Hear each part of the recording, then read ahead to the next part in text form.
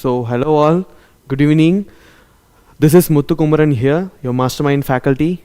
On behalf of NNL, I am going to discuss you on beautiful and important topic related to our NORCET aspect, which you will be getting frequent questions.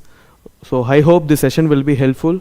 I will discuss the condition first, and then we will be discussing some sort of MCQs and NORCET aspect points I will be discussing. One of the beautiful topic related to OBG nursing, you all know, this is antepartum hemorrhage.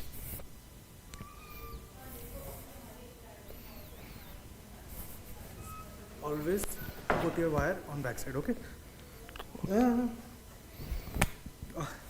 Yeah, on your back pocket if possible. You have back pocket? Yes. Put it in back pocket. No?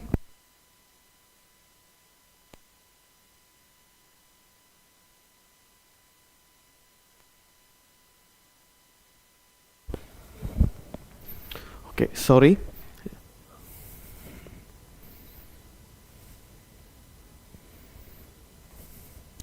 Okay.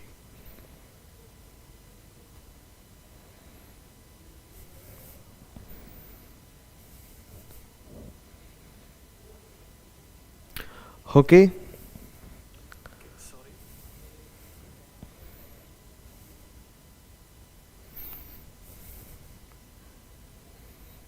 Okay. One beautiful and important topic, that is antepartum hemorrhage, where we'll be getting the important questions. So let me explain in detail. So now tell what is the definition for antepartum hemorrhage. So antepartum hemorrhage is a bleeding. Antepartum hemorrhage defined as the bleeding from or into the genital tract after 28 weeks of pregnancy but before the birth of the baby, right? So bleeding has occurred. Also the separation of placenta, which is prematurely separated, that is one of the complications, but it is defined as the antepartum hemorrhage, where after 28 weeks or equal to 28 weeks the bleeding occurs before the birth of the baby, that is called antepartum hemorrhage. So what is the MCQ point here? So any bleeding of less than, that is greater than or equal to 28 weeks of pregnancy before placental separation is called antepartum hemorrhage, right? Okay. So what may be the incidence? Of course, 3 to 5 pregnancy of all pregnancies, the mother are experiencing antepartum hemorrhage, and it is more 3x is common in multifarious than primiparious woman. Okay? Yes. So now we are going to see about the etiology. So etiology means etiological causes, we all know, and you can also, yes, right. Akshada, during pregnancy, it's right. Yes, good evening all. It is very happy to see you all people. Okay. So placental bleeding about 75%. So in the next slide, I will be explaining what are the placental causes and about the fetal causes. Placental causes is different and fetal causes is different, and extra placental causes is also different. Let me explain these 3 types because they may focus except question, except. You all know that except questions. So these are the causes of antepartum hemorrhage, except. So on that question you have to know what are the causes of antepartum hemorrhage, then only you can able to answer the question, right? So placental causes, back to the topic, placental bleeding is about 75%, and unexplained causes, that is etiological cause we cannot explain, so that causes is 25%. So the patient is having antepartum hemorrhage, we can able to categorize them that 75% is about the placental bleeding and unexplained causes about 25%, right? Okay. Yes, placenta previa and abrupto placenta, right?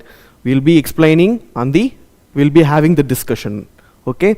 So now I am going to explain the causes. So placental causes about placenta previa and abrupto placenta and circumvallate placenta. So we all know that placenta previa and abruptoplacenta and a circumvallate placenta. In that there are 4 types. In abruptoplacenta, we all know that abruptoplacenta is an abruption, sudden abruption due to hemorrhage, accidents will happen. And circumvallate placenta, we are having one important point here, which abnormality of placenta will cause this antepartum hemorrhage. You all know? That is, anyone? Anyone?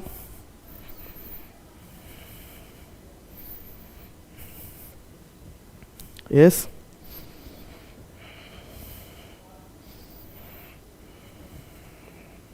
Anyone? Yes. I will tell. That is battledore placenta.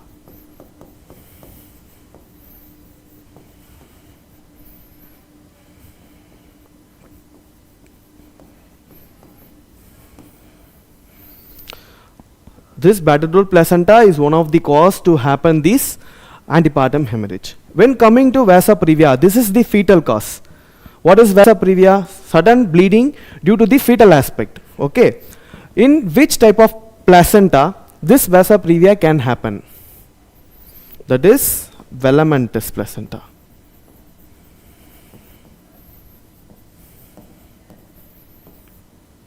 Okay. Yes, Mona Lisa, you're right. So what may be the extra placental causes? It's about only 5%. I already have told placental causes about 75% and the fetal causes is around unexplained. That is unexplained where bleeding can cause up to 25% and remaining 5% is extra placental causes. Okay. So local cervico-vaginal lesions can happen due to cervical polyps and carcinoma of the cervix and due to the varicose veins and local trauma. Local trauma in the sense RTA, any fall can lead to this antepartum hemorrhage. Okay, is that clear? Okay. So bleeding in pregnancy, what it tells us? If the patient, if the mother during the gestational period having a bleeding, we can able to categorize them. Okay, in the first trimester, suddenly we cannot tell the patient is having antepartum hemorrhage. What is the gestational week, greater than less than gestational week? I have told you in the definition. What is the thing called antepartum hemorrhage? I have told you, which gestational age greater than or equal to, I have told the weeks. Which week antepartum hemorrhage will happen?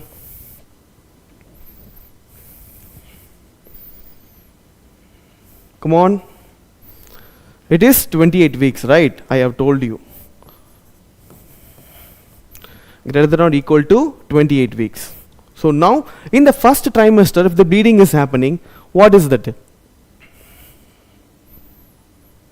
So early pregnancy is one of the cause, and due to abortion, if the patient is having ectopic pregnancy, bleeding is also will be there, and pain is one of the symptom, and in molar pregnancy, we can categorize. This not comes under antepartum hemorrhage. Okay. So comes to the third trimester, if the patient is having bleeding due to 2 causes, that is abruptoplacenta and placenta previa. Another thing also is there, that is vasa previa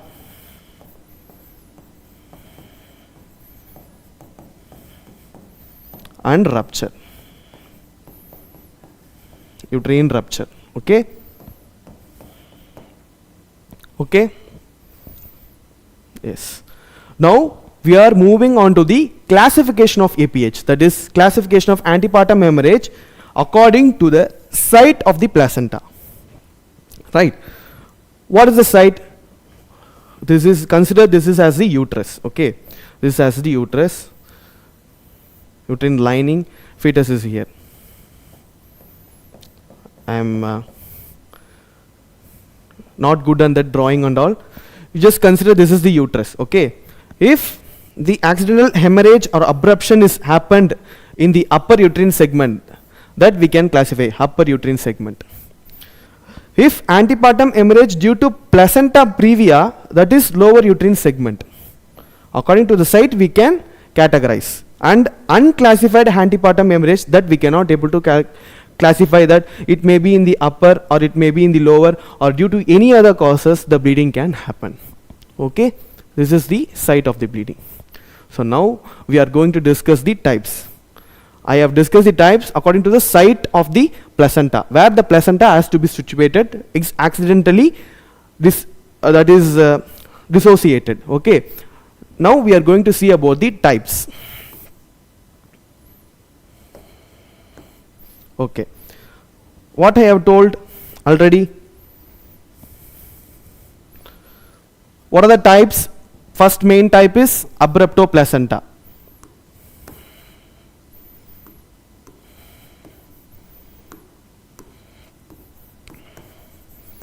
Abruptoplacenta. And another second type is placenta previa. Placenta previa. And another one is vasa previa. And the fourth type is uterine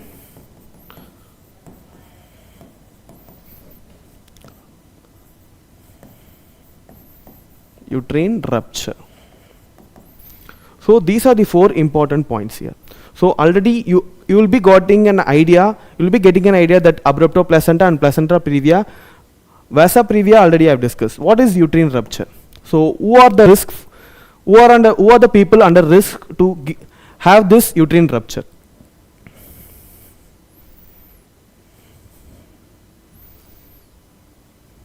So in uterine rupture, if the patient is having scarred uterus, who are the people will having scarred uterus and previous LSCS? Okay, previous LSCS, and one drug will cause this uterine rupture. What is the drug? That is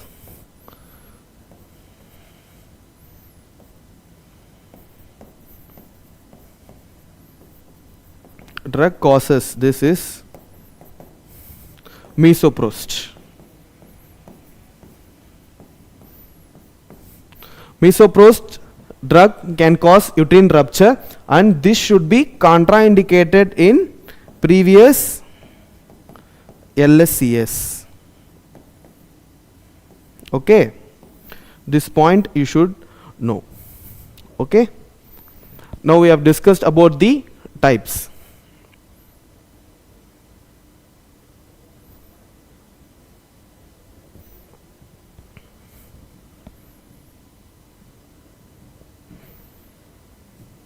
Okay, next, now we are going to deep into the types, that is abruptoplacenta. What is the definition of abruptoplacenta? Already I have discussed about the antepartum hemorrhage and its definition, and we have discussed the classification and types. Now we are into the topic, that is abruptoplacenta. This is one part of antepartum hemorrhage where the bleeding occurs due to premature separation of normally situated placenta. The placenta is normally situated, but it is prematurely separated. That is called abruptoplacenta. This definition is given by Datta. Okay. Next, now we are going to discuss the types of abruptoplacenta in detail. Okay, we are having two types, that is revealed and concealed. In that we are having third type called mixed. So what is revealed? The separation, the placenta is separated and the blood intubates towards between the membranous and the decidua. So in the decidua, and the blood comes out of the cervical canal to be visible externally. The bleeding is visible externally, so you can see in the revealed type. So it is occurring in the lower uterine segment also, but it can be revealed.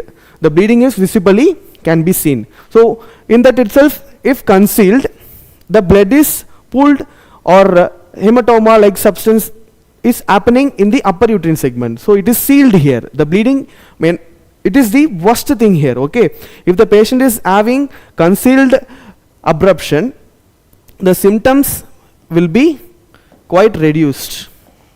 What may be the symptoms? If the bleeding is there, so hemorrhage is visibly seen, so that we can categorize the patient that the patient is having some sort of abruptoplacenta. So we'll be managing quickly. If the patient is having concealed abruption, the bleeding is pulled up there, so no bleeding will be there. So how we will be going to categorize the patient, or how we will be going to resuscitate the patient? So this is quite complicated here. This condition is high risk when compared to revealed type. Okay. So coming on to the mixed type. In this mixed type, it may be revealed and concealed, both will be coming together. So in that we cannot, the fetus is more prominently will be affected. Obviously in some situation the fetus may also got dead. Okay. Okay. Already I have told that some part of the blood will be collected in the revealed type and concealed type. The placenta is separated from the uterus. Already it is got separated, and the bleeding will be happening both from the upper and the lower uterine. Okay. Okay. Now we are going to see about the degrees. Okay. In degrees we are having mild abruptoplacenta, moderate and severe. And this is the MCQ point here we have to note. In my patient is having mild abruptoplacenta. How the placenta is separated? That is the question here. The placenta separates from the center of. Placenta separates from the center of the placenta. Okay, centrally the placenta is separated. That is called mild abruptoplacenta here.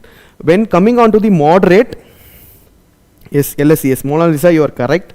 So placenta passes between the fetal and membranes and uterine wall and escapes vaginally. So it escapes vaginally. What is the key word here? Between fetal and membranes and uterine wall. These are the keywords here. You should assess. Okay. Moderate abruptoplacenta. Coming on to severe, what is the keyword here? Almost total separates leads to possible fetal cardiac distress. In which condition, which type, which degree of placenta previa, abruptoplacenta, the fetal got severe distress. Fetal can experience the fetal distress. Okay, that is severe abruption of the placenta. So that will be the question here. Okay. So now we are going to see about the Page classification. What is Page classification is?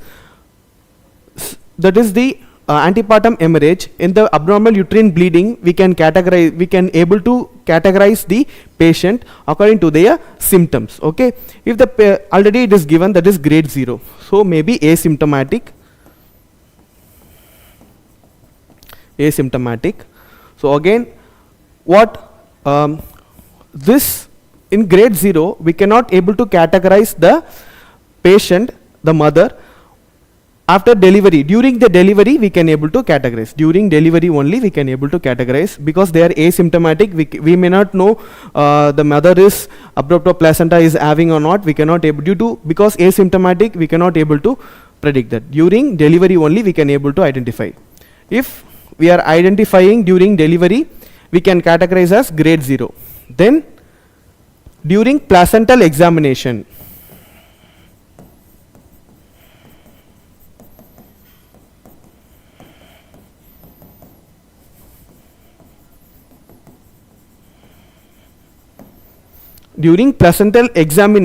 if we are finding, that is as grade 0. Okay. Now we are going to see about the grade 1.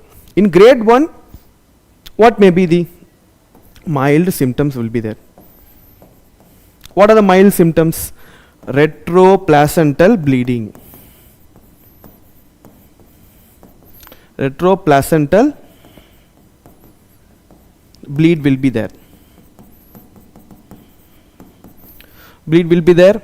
And uterine tenderness.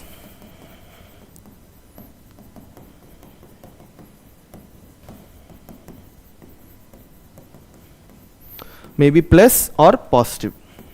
Okay, uterine tenderness may be plus or positive, may be presenting or may not be present. Okay, when you are coming to grade 2, so again symptoms will be there. Mild to moderate symptom will be there. Mild to moderate symptom. What are the symptoms? Already I have shown. Retroplacental bleeding will be positive. Tenderness again positive. Now comes the symptom. Now comes the another thing is fetal distress.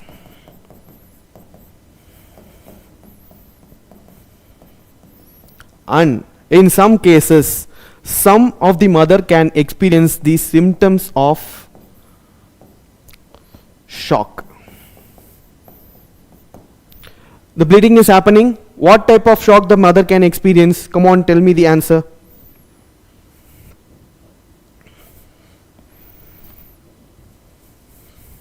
Come on, tell anyone.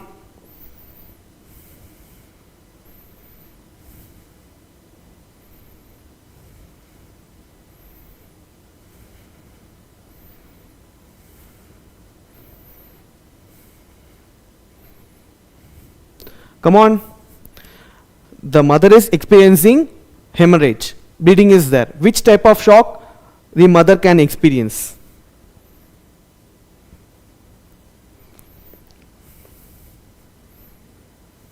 Okay, I will tell. It's a simple thing, that is hypovolemic shock. What may be the symptoms? So, in this grade 2, only mild symptoms of shock the mother can experience. Only mild shock. May progress to severe. If the shock is progressed and the symptoms are worsening, then it is grade 3. Okay? Moderate to severe. Severe. So they may ask you question from grade 2 and grade 3. What may be the symptoms present? That is SATA questions you can experience. What is SATA? Select all that apply questions you can expect. Okay. So moderate to severe symptoms. What are the symptoms? Type 2 posterior I will be explaining in placenta previa. Yes, type 2 posterior will be explaining. Hypovolemic shock. Yes. Mattavalam Niharnika, you are right. Yes, correct. What are the symptoms? Retroplacental bleeding, already it's positive. So tenderness also positive. And fetal distress, obviously fetal distress may progress and leads to death. Fetal death is more, if the grade 2 is not yet treated, fetal death is possible. Fetal death. Okay, so these are the page classification grades. Okay. Okay. In grade 0, asymptomatic, during delivery only we can able to identify the mother has undergone antepartum hemorrhage, and during placental examination only we can able to identify either during delivery or during placental examination. Okay. Coming on to the grade 1, only mild symptom the mother may experience. Retroplacental bleeding is positive, and bleeding, uterine tenderness may be present or not. Okay.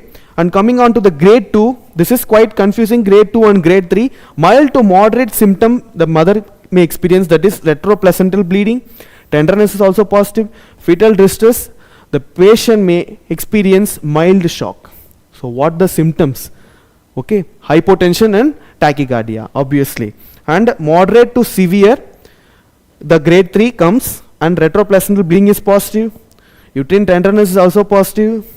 Come on, fetal distress is also again is going to worsen to fetal death. So it's simple, right? That is page classification. So what is the MCQ point you can focus related to abruptoplacenta? Coming on to the point is, if the grade 0 and 1 they have given, if the options are given, that is concealed, revealed or mixed placenta previa, then you have to check the option revealed hemorrhage. So in revealed hemorrhage, there will be a mild bleeding, slight bleeding will be there. So we can categorize it that grade 1. Okay. And if the patient is in grade 2 concealed, why grade 2? Why grade 2? I will tell.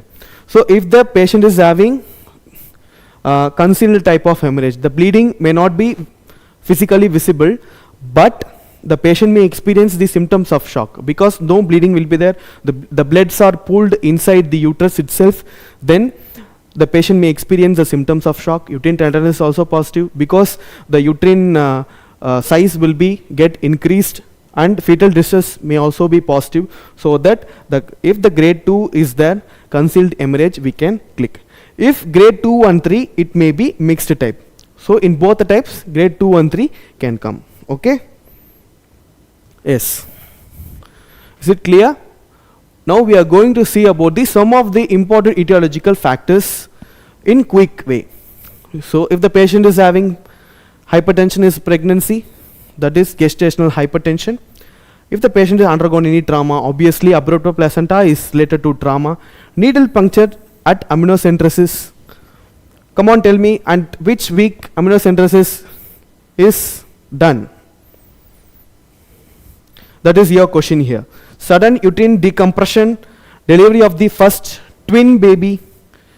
Okay, so first baby will coming, the next second baby has to be delivered, right? If placenta is prematurely separated due to any shock or any other hemorrhage due to this LSES procedure or normal delivery, so that baby can experience, that mother can experience this abruptoplacenta and premature rupture of the membrane, PROM, and short cord, supine hypotension syndrome, sick placenta, already I have discussed the abnormalities, and folic acid deficiency that plays a major role, torsion of the uterus and cocaine abuse obviously, and thrombocytopenia. These are some of the important etiological factors which can cause abruptoplacenta. And next we are going to see, I have made a mnemonic called high risk placenta. Why is for your easy remembrance. I will tell again these etiological factors in quick way. Okay, so high birth order, already I have told in the definition itself, in the incidence. So there are more, if the gravida is more than 5, high birth order, multifarious mother can have this abruptoplacenta high risk. Okay, and if infections, during chorioamnitis and vasculitis, is correct, and grand multiparity and hypertension and diabetes.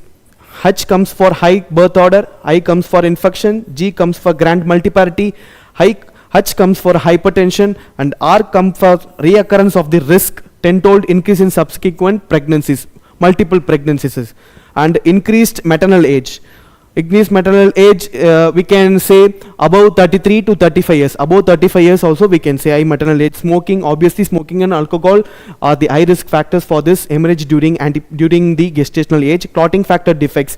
If coagulation abnormalities, DIC, that is disseminated intravascular coagulation, is one of the risk factor where the mother can experience this antepartum hemorrhage. Okay. Yes. Then poor socioeconomic status, low nutrition. Due to poor economic status, the mother can consume low diet. So due to low diet, malnutrition also can happen. Amniotic excess and chronic uterine issues and endometrial inflammation, nutritional deficiencies, thrombotic conditions, blood clotting disorders, already I have told, DIC, and advancing maternal age. Why the order is increasing, order is repeated? For your easy remembrance, I have made this high risk placenta. You can easily remember. High birth order, infection, grand multiparity, hypertension, recurrence of the infections, recurrence of the tenfold pregnancies, increased maternal age, smoking, clotting factor defects, poor economic status, and low nutrition, amniotic excess, polyhydramnios, chronic uterine issues, endometrial inflammation, N for nutrition deficiency, T for thrombotic conditions, and A for advancing maternal age. Simply you can remember. Okay. Now we are going to see the symptoms of abruptoplacenta with the differentiation of revealed and concealed type. Okay. What are the important symptoms you can expect in this NORCET? Okay. In symptoms, abdominal discomfort followed by vaginal bleeding, right? And when comes to the concealed type, acute abdominal intense pain followed by slight vaginal bleeding. So already the blood is pooled in the upper uterine segment or anywhere in the uterine. For that you cannot visibly see the bleeding when compared with revealed type. Okay, so that we cannot able to see. So this is, which is the most dangerous, is this one is most dangerous. And characteristic of the bleeding is dark colored, it may be continuous. Okay, so already I have told, blood stained serous discharge will be continuous, slight bleeding will be continuous, here dark colored bleeding will be continuous. What may be the general condition? Proportionate to visible blood loss. This is disproportionate shock usually present, because the blood is pooled here. We may not know how much blood loss the patient may experiencing. Whether the patient is going for the shock, we doesn't know. Only with the symptom we can able to identify the patient is going for shock or not. And what is the uterine height? This is the MCQ point. This is the MCQ point. Proportional to gestational age, and this is disproportionately enlarging. what the question maybe you will be getting. Consider a so and so mother, 28 weeks of pregnancy, coming to the emergency department with slight bleeding. The uterine height is disproportionately enlarged. So what may be the possible condition? That is your MCQ.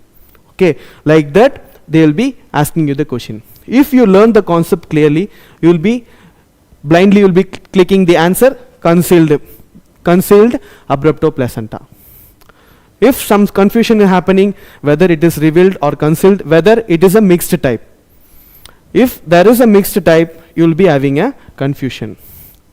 So if there is an option called mixed, go for mixed. If there is an option only concealed, go for concealed. Okay, is it clear? Yes. Where I left? Yes, uterine height.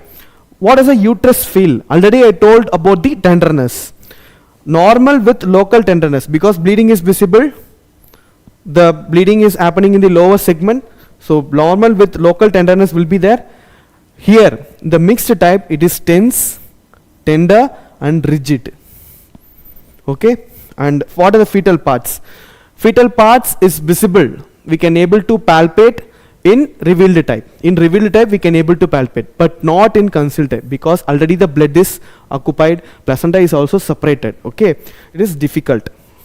Fetal heart rate will be present.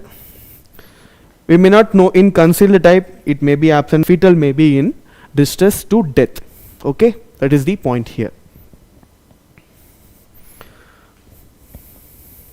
So what is the treatment? Till now we have discussed the types in abrupto placenta and detailed discussion about the types of the placenta and also the symptoms, clinical manifestation, also the page classification.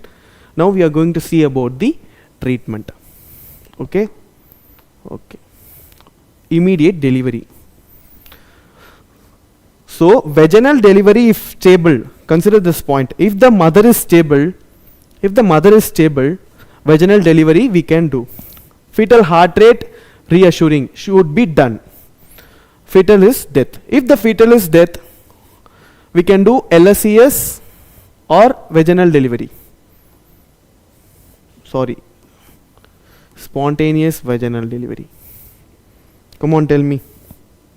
Consider if the fetus is death, a mother with antepartum hemorrhage in abrupto placenta came to your emergency department. The fetus is death after confirming by the physician. As a nurse, what the priority you will be thinking? What the next procedure as of your knowledge? Come on, tell me. Come on, Akshada, Mona Lisa, whoever watching this live session, come on, interact with me.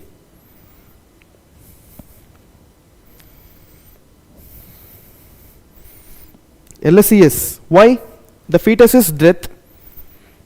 There is no point we can save the baby. No point in saving the baby.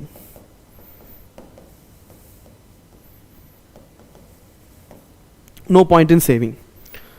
So we can spontaneously deliver the fetus. So we have to save the mother, right? There is no point in giving an incision. Surgical procedure is needed, indicated for the mother, because the fetus is dead already. Death. Okay.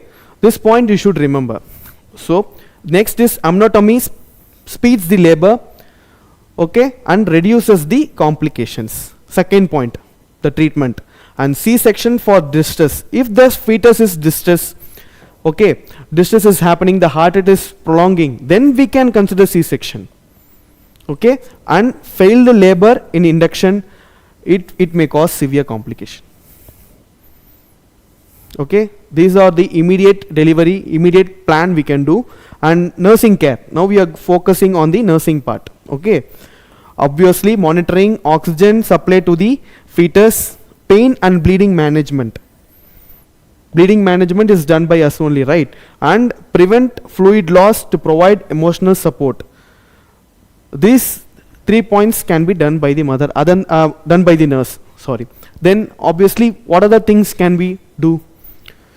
Proper positioning we can do for the mother, and support obviously will be giving, monitoring the symptoms of the shock.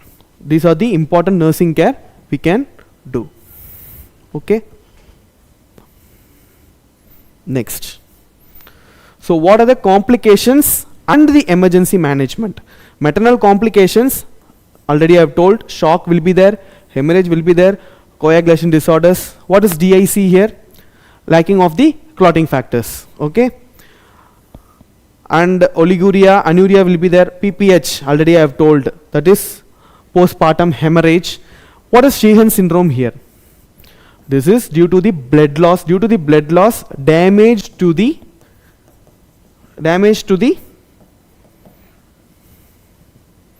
yes, wait for spontaneous normal vaginal delivery. By induction we can do. Yes, correct, Mona Lisa. Damage to the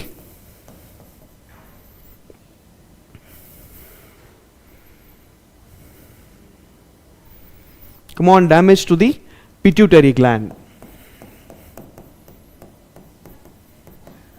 Damage to the pituitary, it may lead to hormonal imbalance, that is Sheehan syndrome. What may be the fetal complication? High mortality rate. It is, when compared to placenta previa, it is having high mortality rate. Depending on the type, it may be concealed or revealed. Already I told, if the patient is having concealed, there is high risk for mother to fetus also, and mostly fetal will be death. Fetal distress and death. What are the emergency steps you can do? Blood test, obviously, HB should be take, coagulation, ABO and RH factors. And IV ringer lactase, arrange blood transfusion. Blood loss is there, obviously, blood transfusion, cross matching also to be done. Close maternal and fetal monitoring. These are the important points. Okay, next we'll be discussing the questions also. Now, till now we have discussed about the abrupto placenta. Next we are going to see about the placenta previa. Okay, what is placenta previa? Definition: placenta implanted partially, completely over the lower uterine segment, only in the lower uterine segment. Okay, then it is called placenta previa. Incidence about 0.5% hospital deliveries, 80% is common in multifarious women. Etiological theory is nothing but dropping down theory, that is the gravity related theory, implantation in the lower uterine segment. The placenta is situated in the upside side, or it's maybe in the margins. Suddenly the placenta detaches, but it is attached to the uterine wall only. Suddenly it is coming onto this is the vaginal wall. Suddenly it is coming, this is the placenta, it is situated here. Actually it should be situated in the upper side. Right, it is due to some hemorrhage or any other due to the etiological causes.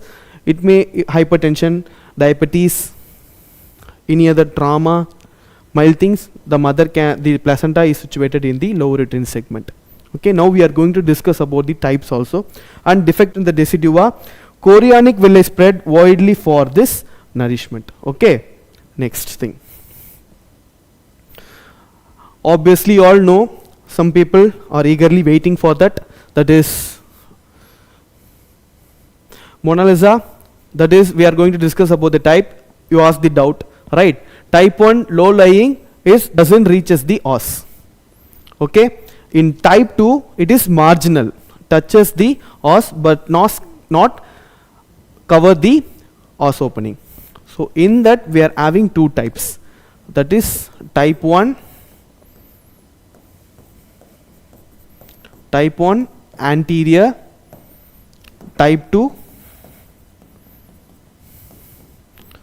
posterior. Which is the dangerous one? Yes, low lying, marginal, central type placenta previa. I will be telling. Okay. Type 2 posterior is most dangerous. The placenta is posteriorly attached to the uterine wall, so that it may cause fetal distress and disengagement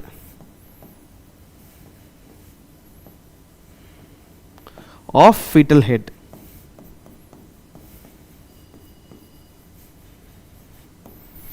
Due to this, type 2 posterior is most dangerous and immediately the delivery has to happen, right?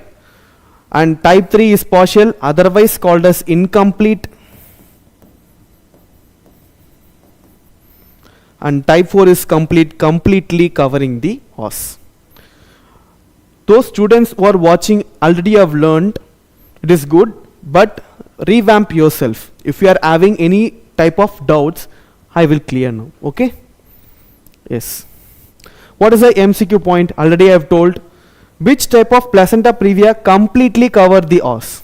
Yeah, it is type 4 here. Which is considered as the most dangerous type? It is type 2 posterior due to disengagement of the fetal head and fetal distress. It may cause compression also to the uterus.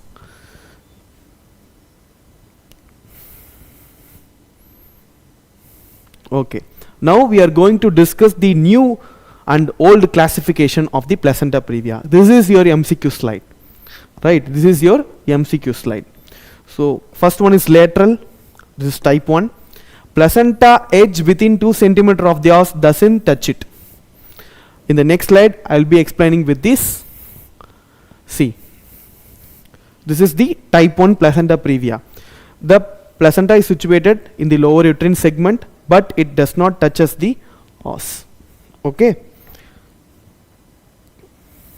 And now we are going to see about the type 2, otherwise called as marginal.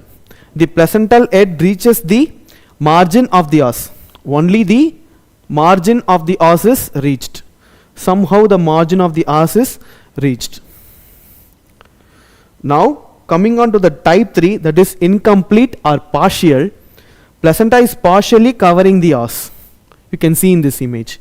Partially covering the os. It is not completely covers the os. In type 4, that is fully covered. So I want to say you one important point, that is type 2 posterior. In type 2 posterior we are having another name called marginous placenta. Okay, type 2, other name is marginous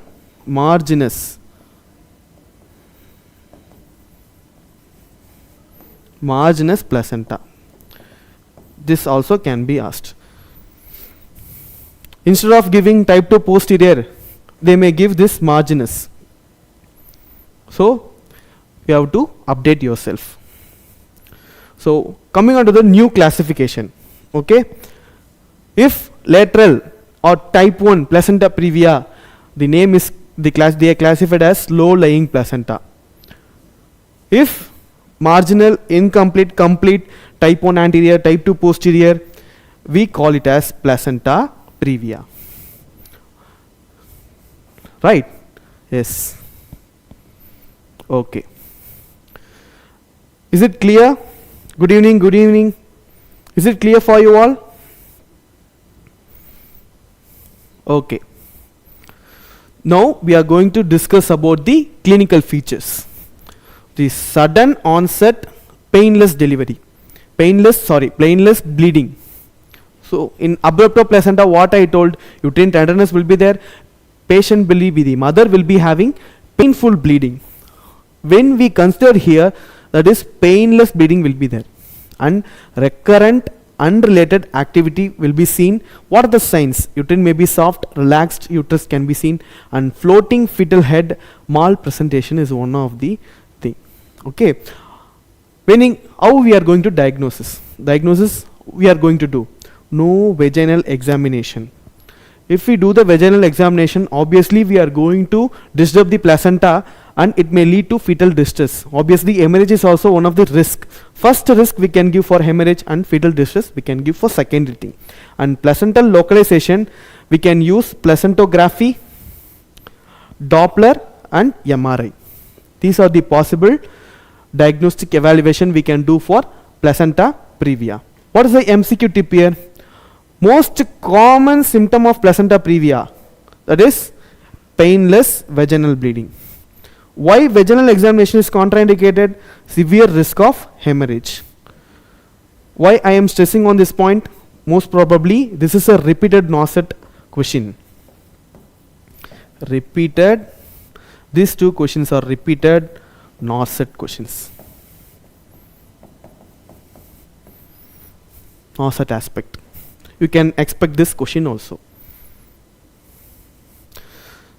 Come on, tell me, what is the other name for type 2 posterior? I have told you the other name also. Come on, tell me.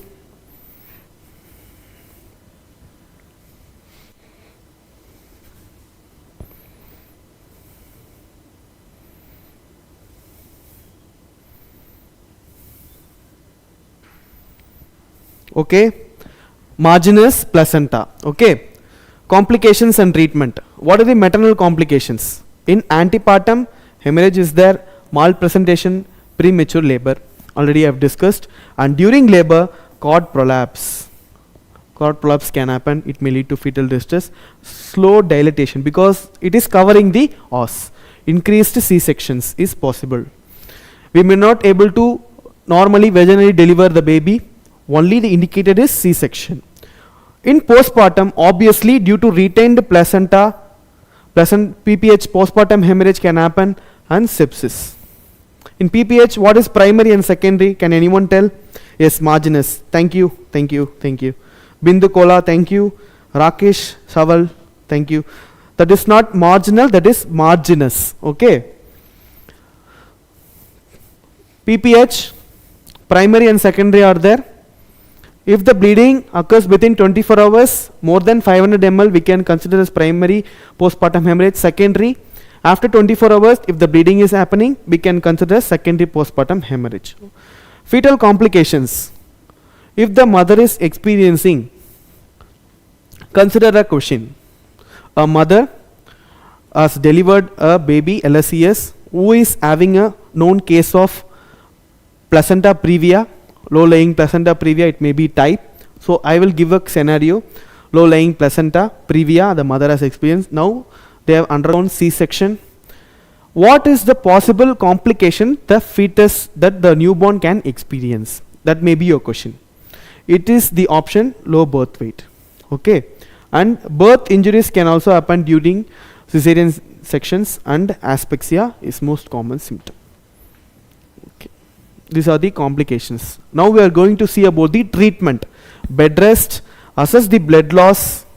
So with the blood loss, we can able to categorize whether the mother is having which type of hemorrhage and whether the mother is going for shock or not. And immediate hospital transfer is must. And hospital management, blood typing, we have to administer blood transfusion also, and IV fluids, keep on monitoring the fetus and the mother. Most serious maternal complication is hemorrhage due to placenta previa. And what is the main fetal risk is low birth weight. Already I have discussed. Okay. So vasa previa, again, it is the extra placental causes of the, and we are going to discuss about the vasa previa and extra placental causes. So what is vasa previa? Unsupported umbilical vessel crosses the cervix, that is velamentous placenta. Already I have told you, no. And in the first slide itself, rupture leads to fetal exsanguination. What is fetal exsanguination? It causes 50% of mortality. It is nothing but the fetal blood loss. Fetal blood loss. It is called fetal exsanguination. And what are the diagnosis? It is one of the important thing. What is the diagnostic factor which is help for vasa previa? This is your question. Then you can take color Doppler. What is Singer's alkali denaturation test? It is the differentiation of fetal blood, fetal HB blood and mother's blood.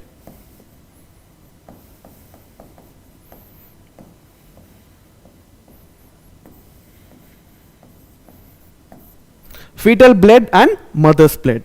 So bleeding is associated with fetal distress. Obviously tachycardia will be there. Sinusoidal fetal heart rate tracing should be done. Okay.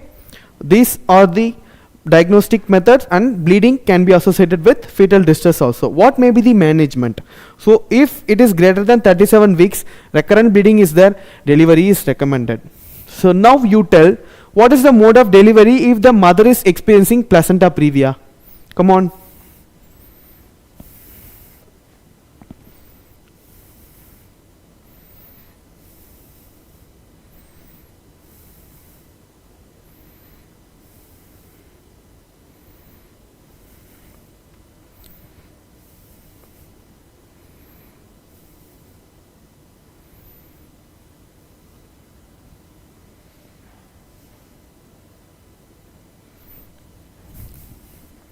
So we can go for LSCS. Okay. And expectant management for fetal maturity, we can give steroids, and intrapartum vasa previa, emergency C-section should be done, and neonatal blood transfusion if needed. If the fetal blood loss is more in this diagnosis test, then neonatal blood transfusion is recommended. Yes, LSCS. Bindu Kola, you're right. Nikarnika, you're also right. Thank you for your response. Thank you so much. And implementation bleed. What are the other causes of antepartum hemorrhage? Already I have told extra placental causes, that is 5%. These are the 5%. Implantation bleed, Light's plot, 5 to 7 days of post fertilization. Cervical polyps, cervical cancer, what is the diagnosis, how we are doing, pap smear, colposcopy and biopsy. And treatment depends upon the, for this cervical cancer, it may be in which gestation we are identified and the cancer stage, that can be defined by cone biopsy and chemotherapy, it's the management, and we can terminate the pregnancy. Okay, these are some complicated thing, but is not needed for us. Only for cervical cancer we can choose pap smear, colposcopy, that is the diagnostic method. The gestation, if the mother is diagnosed with this cervical cancer during this gestation period, then termination of pregnancy is indicated if the patient is experiencing this antepartum hemorrhage. If there is no antepartum hemorrhage, no need of termination. Okay. Cervical ectropion, benign estrogen related cervical changes, no treatment is needed. It is the erosion of the cervical membrane, that is cervical ectropion. Okay. Now you are going to answer. What is the test used to confirm vasa previa? So most serious fetal complication of vasa previa. Which bleeding condition is caused by estrogen and resolves postpartum? Which drug is given to promote fetal lung maturity? At what gestational age is effective for C-section recommended for vasa previa?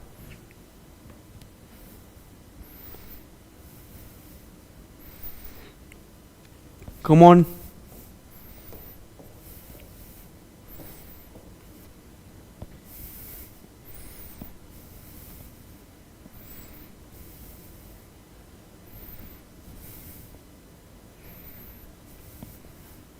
So for vasa previa, so hope you all answered. That is color Doppler for diagnosis confirmation, and fetal examination is for most fetal complication. Fetal blood loss is most prominent, and that is cervical ectropion. Already I have told estrogen, and no treatment is required. That is cervical erosion of the uterine wall. And which drug is given to promote fetal lung maturity is obviously betamethasone. Steroids will be giving at what gestational age? Up to 34 to 36 weeks also we can deliver. Okay, LSCS is indicated. Next, the nursing management of antepartum hemorrhage. Now we have discussed some of the important points that is related to antepartum hemorrhage, and what are the types of antepartum hemorrhage? Abruptoplacenta, placenta previa, and vasa previa also we have discussed, and uterine rupture also I have discussed. Now we are going to see the how to handle the emergency situation if the patient is having antepartum hemorrhage, placenta previa and abruptoplacenta. Some important flow charts and points. After that we'll be summarizing the topic and we'll be discussing some sort of MCQs. Is it clear? Right. So what is the assessment? Obviously first assess the vaginal bleeding. First, we may not know which type of antepartum hemorrhage. Depending upon the site or abruptoplacenta or placenta previa, we have not known anything. First, vaginal bleeding we have to assess. Scant or it is profuse, whether it is uterine tenderness, that is pain is not or not, yes or not, and rigidity, whether the uterine is rigid or not, and what are the signs of maternal shock. The mother is going for shock or not, whether the mother is experiencing any sort of symptoms related to the shock, what type of hemorrhage, the amount of hemorrhage, that all you should note. And hypotension, rapid pulse and dyspnea. Obviously, if these symptoms are you have seen, the mother is going for shock. Okay. Now you tell, the mother may experience hyperventilation or hypoventilation.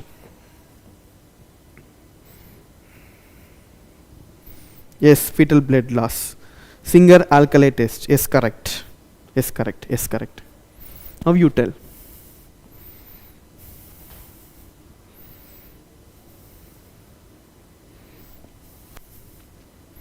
Come on. Yes. And fetal distress, late decelerations, absent fetal heart rate, blood stained amniotic fluid. These are the assessment you should do as a nurse when you are seeing a patient with antepartum hemorrhage. So, hypoventilation. What is the acid base imbalance will be experiencing is pH will be decreased. So, respiratory acidosis. Okay. This is a key word here.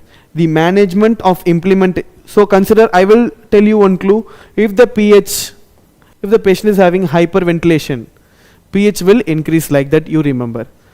Hypoventilation, pH will decrease. So obviously this is increasing means 7.35, 7.45, 7.65. Then alkalosis. If the pH is decreasing, acidosis. Hypoventilation is the one keyword I can tell you. And management and implementation, monitor the maternal and fetal vitals every 5 to 15 minutes. Administer oxygen, that is ABC we have to do, that is administering oxygen is one of the important term, and how much we can give. We should not hyperventilate the patient. Okay, 7 to 10 liters maximum we can give, and increase the IV fluids because the mother is going for shock. Already hemorrhages happen. Then we have to increase the fluids and transfuse the blood. Monitor for coagulation and problems of urine output. If the urine output anuria, oliguria is noted, so the mother is going for shock. Okay. Prepare for emergency C-section if needed. Though it is not diagnosed, then we can, if the mother is having 34 to 36 weeks of gestation, experiencing antepartum hemorrhage, we can, fetal distress will be there, then we can C-section, we can deliver the baby. Okay. Okay. Obviously nursing diagnosis, risks for fetal injury, ineffective airway clearance, anxiety and anticipatory grieving, risk for infection, altered family problem. These are some possible nursing diagnosis. We can write, depends upon the scenario, we can write lot of nursing diagnosis also. Evaluation part, maternal and fetal monitoring, that is the one part of the nurses. During assessment we should do that. And woman and family understanding, treatment plan, what we are going to do, the treatment plan we should be aware that. And reduced anxiety, we should give some psychological support to the mother who is under the labor thing.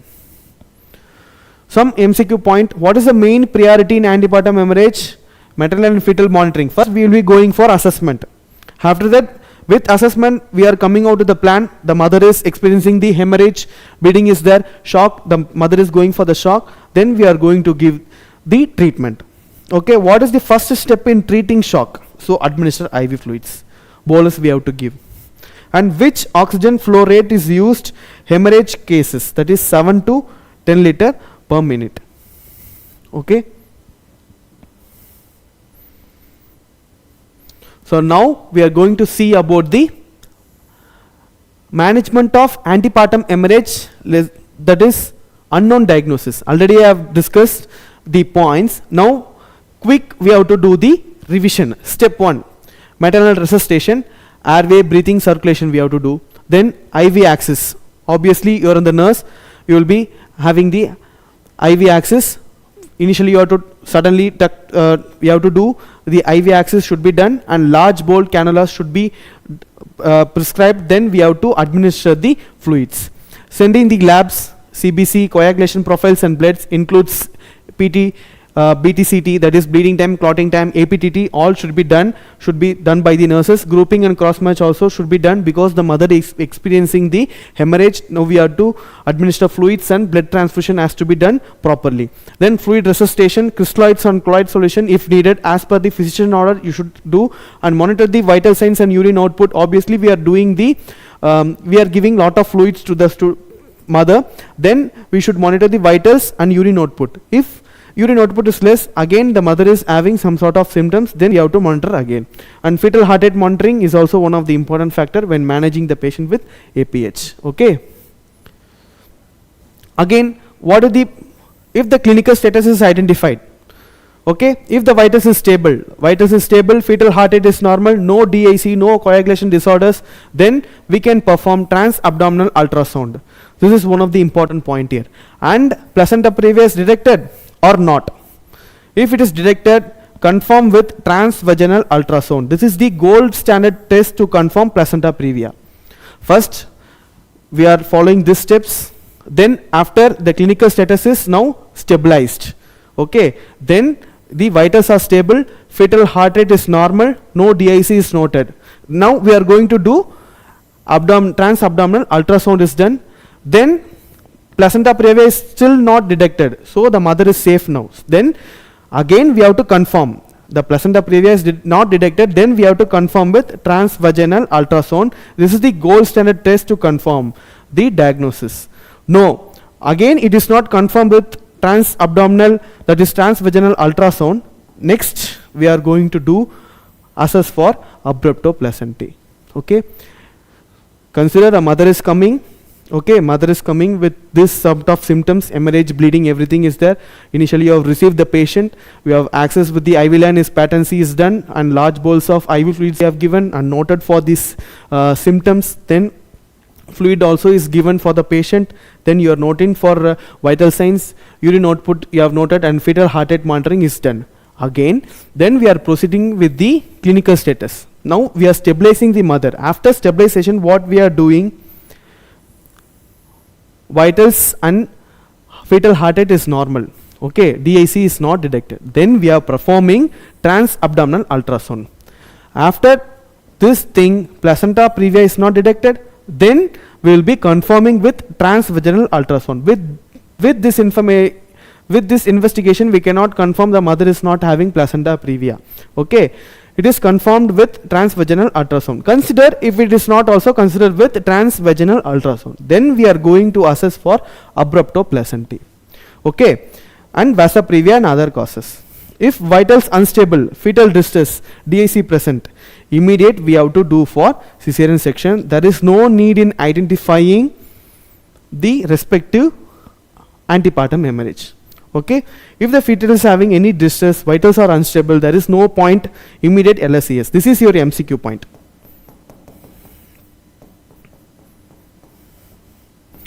This is your MCQ point. Consider a situation. A mother comes with a antepartum hemorrhage with placenta previa. They are not given any set of abruptoplacenta or placenta previa. Simply they will be giving a mother with 37 weeks of gestation coming onto the emergency department with profuse vaginal bleeding, hypotension and tachycardia. Considering the fetal heart rate, fetal distress and heart rate is more than 180. So what is the initial step we'll be doing? Termination of pregnancy or spontaneous vaginal delivery, IV fluids administration or immediate C-section. What may be the answer? We should choose the option that is LSES. Okay, that is the point you should note. And what is the gold standard diagnostic for placenta previa is transvaginal ultrasound. Gold standard. Gold standard for placenta previa.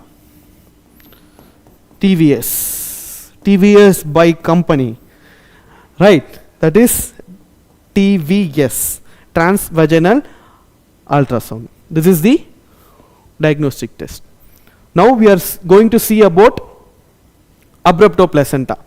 Till now we have seen about if the patient is having unknown bleeding, we are not categorized. Now we are categorized that the patient is having abruptoplacenta. Okay, what you should assess? First, assess maternal and fetal status. Whether the mother is safe, fetus is safe, whether the mother is going for hypotension, whether the fetus is going for distress or not. First we have to assess that. Maternal vitals, if unstable, DIC is present, fetal distress, immediate LSCS, alarming sign. This is also same. So maternal vitals is stable, okay, no fetal distress, no DIC, proceed based on period of gestation. Okay, if the mother is having period of gestation is greater than 34 weeks, induction of labor we can do. If the period of gestation is less than 34 weeks, what we have to do? Expected management like placenta previa, and we'll be discussing in the next slide. I will tell.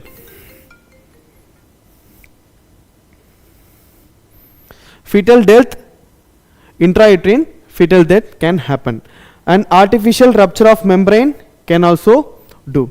And ARM helps in diagnosis, reducing blood loss and augments this labor. So these are the management. We have to do artificial rupture of membrane also. Okay. Next. Now we are going to see about the management of placenta previa. Already I have told that if the fetus is stable in abruptoplacenta also, we are going to do this same.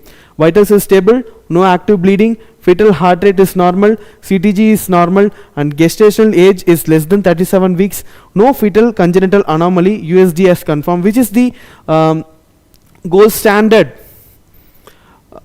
diagnostic method to detect placenta previa.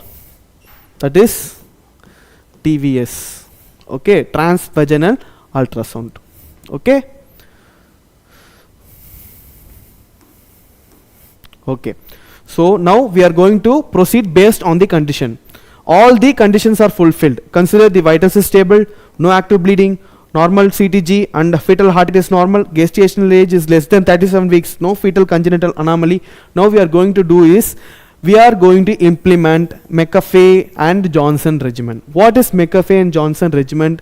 Is the management criteria for treating placenta previa. Okay, and what is the aim? The fetal lung maturity without risking the maternal life, and continue the pregnancy till 36 to 37 weeks. Consider if the mother is having less than 37 weeks of delivery, we are that is called as, come on, prematurity. Prematurely the baby we are delivered. Okay, so the delivery mode is LSCS only. We are not going to try normal spontaneous vaginal delivery. We are not going to do. If any one condition is not fulfilled, then active management is termination of pregnancy, that is C-section. Pregnancy to be terminated. Now we are going to see what is McAfee regimen. So what is McAfee regimen? First we have to admit the patient and arrange the blood. Obviously blood loss is there, emergency situation, blood loss is there, so we have to arrange blood and fluids.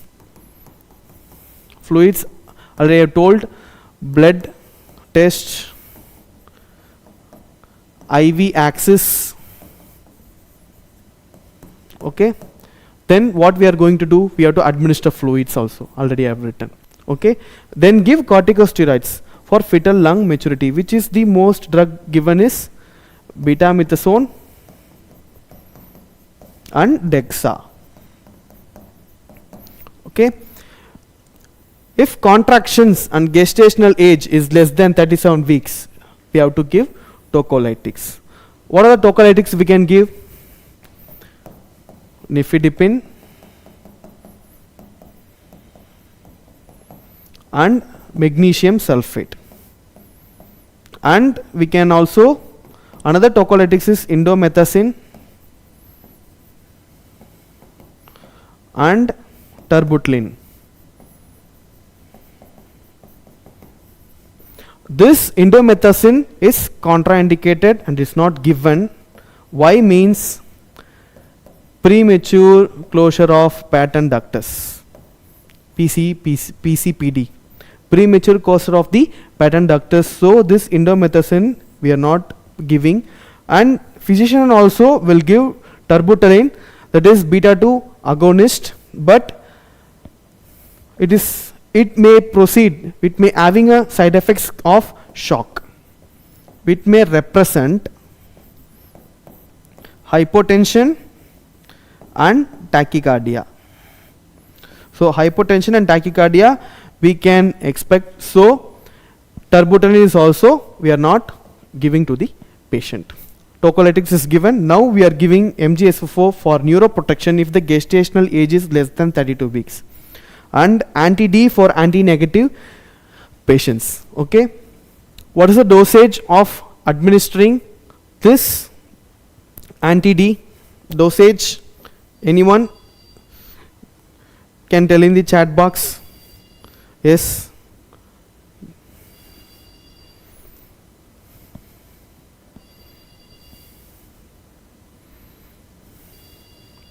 Okay, now we have completed everything.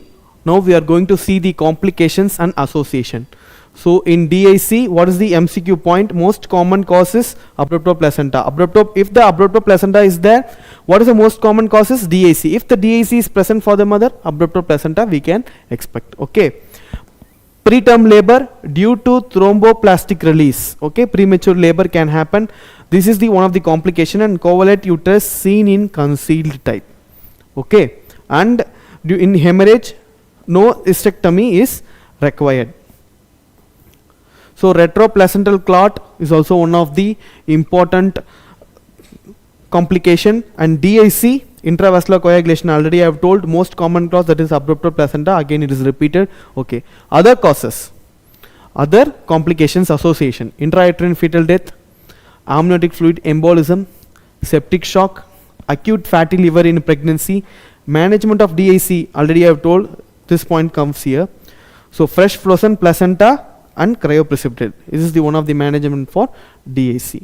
Okay, now we are coming to the summary. Next we are going to discuss the MCQs that you are all going to answer. Okay, yes, correct, yes, correct, yes, correct.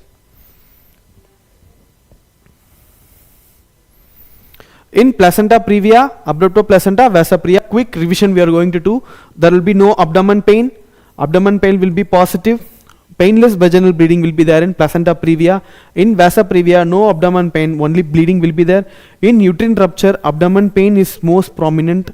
And what are the causeless, recurrent, bright red color bleeding? Warning, hemorrhage is also seen.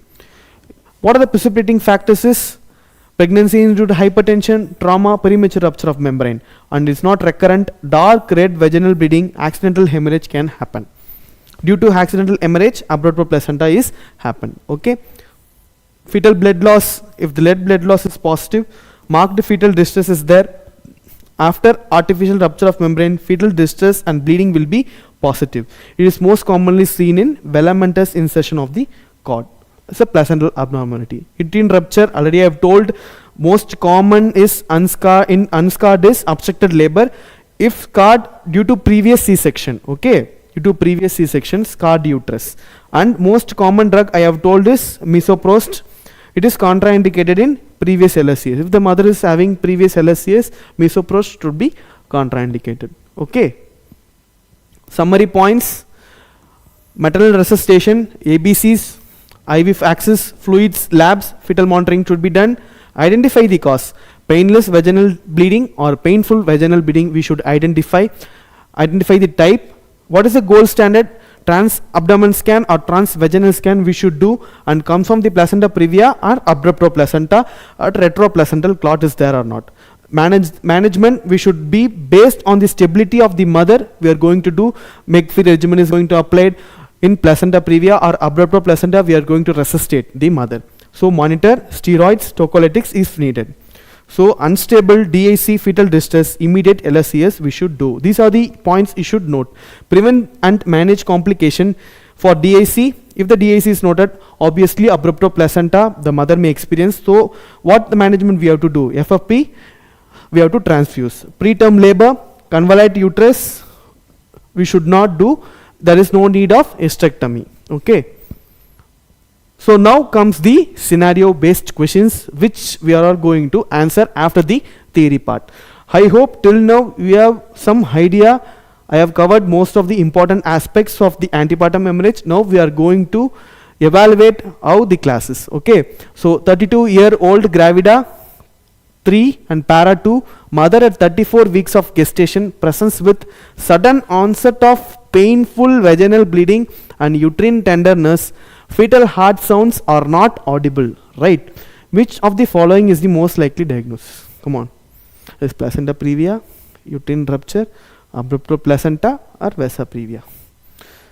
Painful vaginal bleeding, uterine tenderness, fetal heart rate is not audible.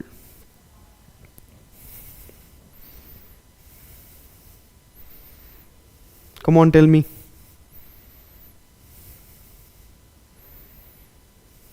Yes, abrupto placenta is the answer.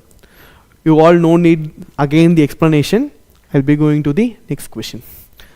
Which of the following maternal condition is most strongly associated with abrupto placenta? Hypothyroidism, chronic hypertension, gestational diabetes, polyhydramnios. Yes, correct. Negi, Mona Lisa, Rupavali, Niharika, you're all correct. Yes. Come on, tell me for the second question.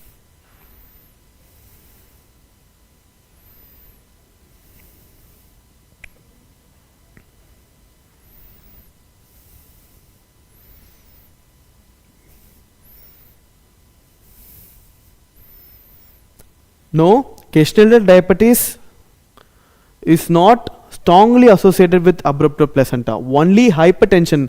I told you a mnemonic high risk placenta, in that I have told chronic hypertension. Gestational induced hypertension is one of the cause strongly associated with abrupto placenta. Okay, simple question. So now 29-year-old woman with known abrupto placenta develops hematuria, hypotension and oliguria. Which of the following complication is most likely responsible?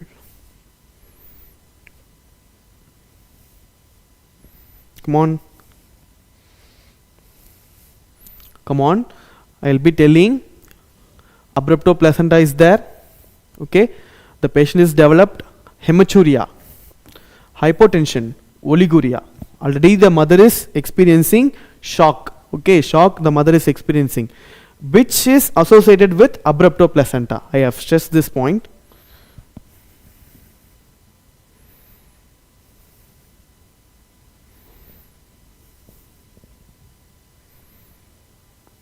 Come on, tell me.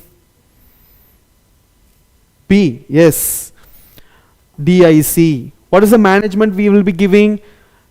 FFP, cryoprecipitate. Fresh frozen plasma and cryoprecipitate will be the treatment of DIC. Okay, disseminated intravascular coagulation. What is HELP syndrome? What is HELP syndrome?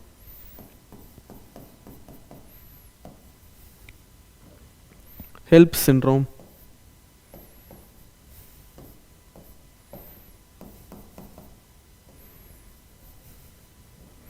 What is HELP syndrome? HELP is hemolysis, elevated liver enzymes and low platelets. Okay. Risk factors also you should know. Though you can see that is patient is having abrupto placenta here, hematuria is there, hypotension, oliguria. Obviously you will be thinking that is the patient is going for septic shock. No, that is not the answer. The patient is going for the shock. But what are the, which of the following complication is most likely possible? The complication they are asking, it may lead to disseminated intravascular coagulation. After that the patient may experience the shock, right? And uterine rupture is not possible in this condition. And 35-year-old G4P3 woman at 3-6 para 3, gestational 4 and para 3, woman at 36 weeks of gestation presents with sudden severe abdomen pain and a tender rigid uterus.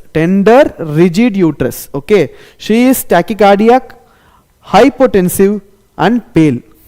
So the mother is experiencing shock. Vaginal examination reveals minimal bleeding. Minimal bleeding is there. Fetal heart sounds are absent. What is the most appropriate immediate next step? Come on, tell. Now we are going to tell. Yes, correct. Rapa Sagram, you are correct. Hemolysis, elevated liver enzymes, low platelets.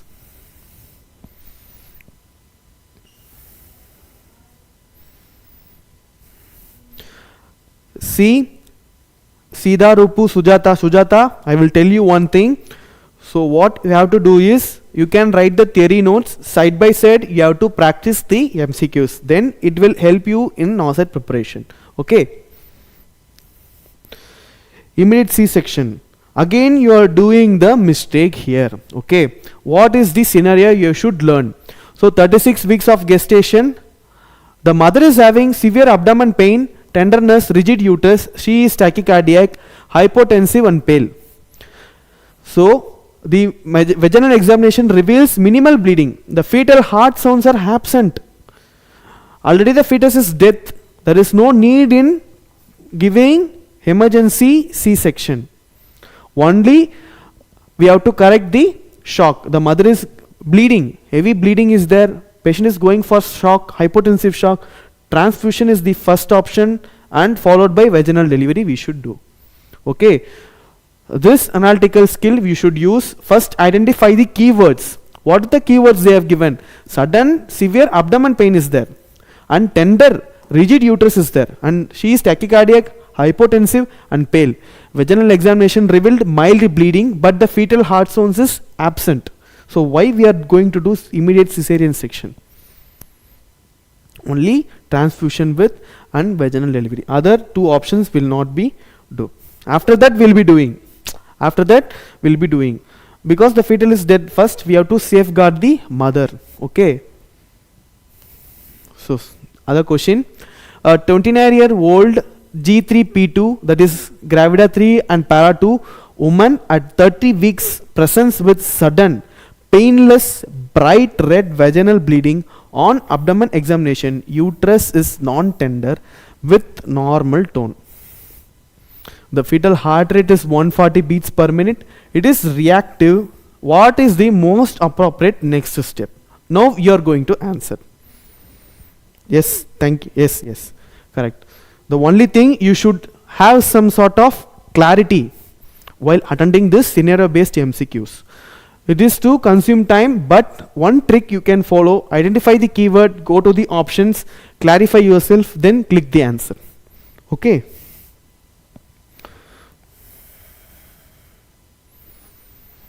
So 36 weeks present with sudden, painless, bright red vaginal bleeding. Okay. On abdomen examination, uterus non-tender, mother is not having any pain, normal tone, fetal heart rate is also normal, reactive. So everything is normal. Okay. The mother, what we are going to do now? Okay. We are going to do transabdominal ultrasound. Yes, correct. Everyone is correct. Followed by transvaginal ultrasound. I am very happy. Hope you guys understood this topic. Yes. Trans-abdomen scan followed, which is the gold standard for placenta previa, that is TVS. Okay. Yes. If consider the situation, the mother is having some sort of symptoms that is related to painless bleeding, but the mother is experiencing hypotension, tachycardia, then what we will be doing is we have to do emergency C-section. Okay.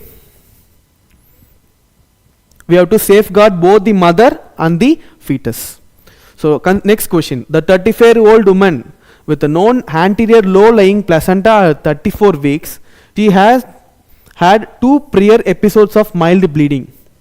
She now reports spotting with nose pain, vitals are stable, fetal heart rate is normal. What is the best management? So discharge with reassurance, admit for close observation and steroid administration, immediate cesarean delivery, administer methylomethrin for prophylaxis. Come on.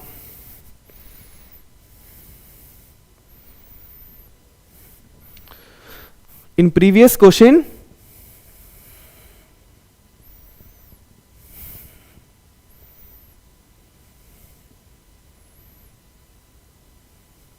vaginal delivery is slow, but what is the condition? You have to assess the condition. Sudden severe abdomen pain is there. First we have to resuscitate the mother, because the fetus is already dead. Why we have to lose the mother? So we have to resuscitate the mother first, instead of doing procedure for the fetus. Fetus is already dead. There is no point in saving the fetus, no point in giving emergency LSES there. For that, first we have to resuscitate the shock and followed by the vaginal delivery. Okay, that is the thing. Now tell, the vitals are stable, fetal heart rate is normal. Now what we are going to do? Discharge with reassurance, or we have to admit the patient.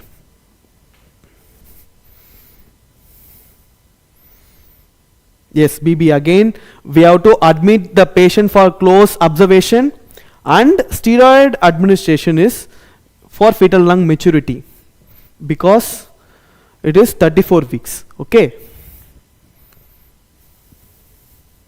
Now again comes the question. 32-year-old woman with placenta previa. Yes. Placenta previa, they have given the condition, being prepared for cesarean section at 38 weeks. Okay. She has no bleeding episodes. Which of the following increases her intraoperative hemorrhage risk the most? Intraoperative risk the most they are asking. Posterior placenta, previous cesarean delivery, breech presentation, singleton pregnancy. Come on, tell me.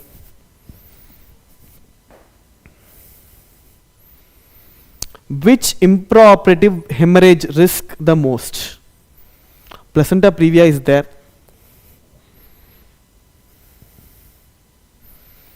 So here also B is the answer. I have told you the risk. If the mother is having previous LSES, there is high chance of hemorrhage risk is there. Okay, that we should know. Yes. Why?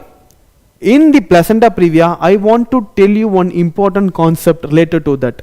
A scarred uterus will be there. A scarred uterus, consider a primary mother delivered a baby, after that she is conceived again after 2 or 3 years. So LSES is done, so scarred uterus will be there.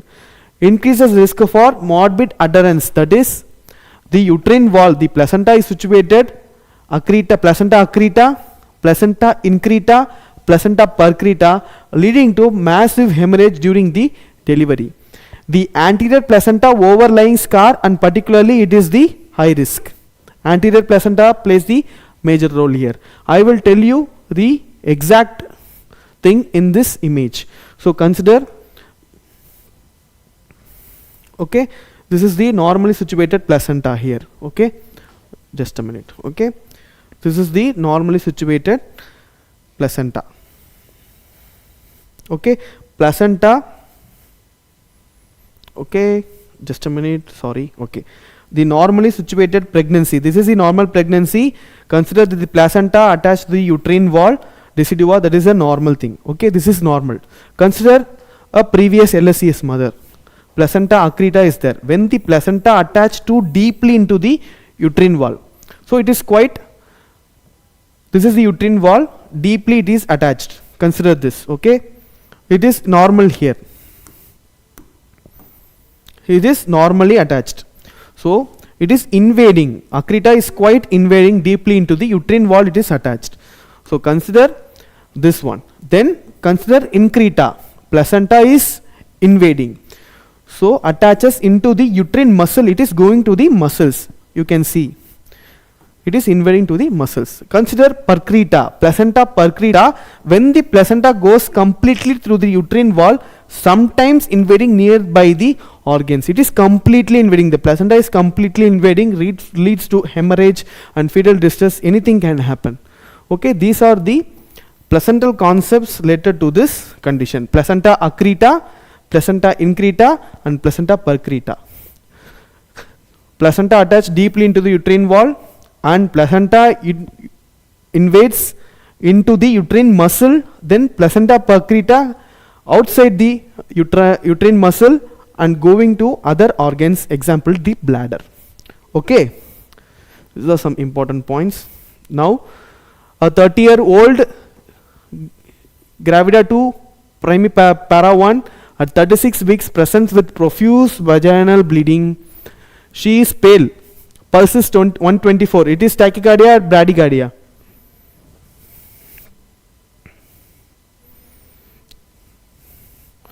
Come on, tell me. It is bradycardia, tachycardia, and BP is 180/60. Fetus is alive.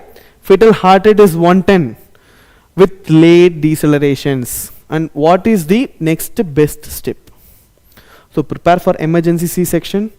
Perform digital pelvic examination to assess the cervical dilatation. Give IM oxytocin and observe. Administer tranexamic acid and schedule delivery next day.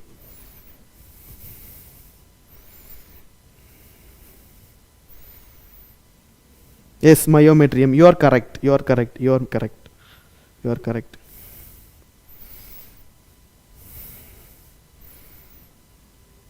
Sasmita, why you are giving B? Okay, let me explain this situation. So profuse vaginal painless bleeding is there. Okay, and she is pale. She is again going for septic shock. Okay, fetus is alive. Now the fetus is alive. The fetal heart rate is 110. The fetal heart rate is quite reduced. Okay, so late deceleration is also there. What is the next step? So prepare for emergency C-section will be the answer. Why? We have to safeguard both the fetus and the mother. Okay, we will be administering fluids to the mother. So transfusions can also be done. Side by side we have to prepare for emergency C-section because the fetus is alive. If the fetus is dead, we can do vaginal delivery. No need to safeguard the fetus. We have to resuscitate the mother and we have to save the mother life also. Okay. Yes. Yes. Yes. Yes. Correct. So we have come to the end of this session. Hope you all enjoyed the topic. I have covered the most points. If you are having any doubt, you can ask me. Now I will clear. Then this is my Instagram page. You can also watch my latest updates of the how to prepare for the NORCET, how to approach NORCETs, innovative concepts, important things I will be sharing. And every Wednesday I will be taking the NORCET sessions for your people all.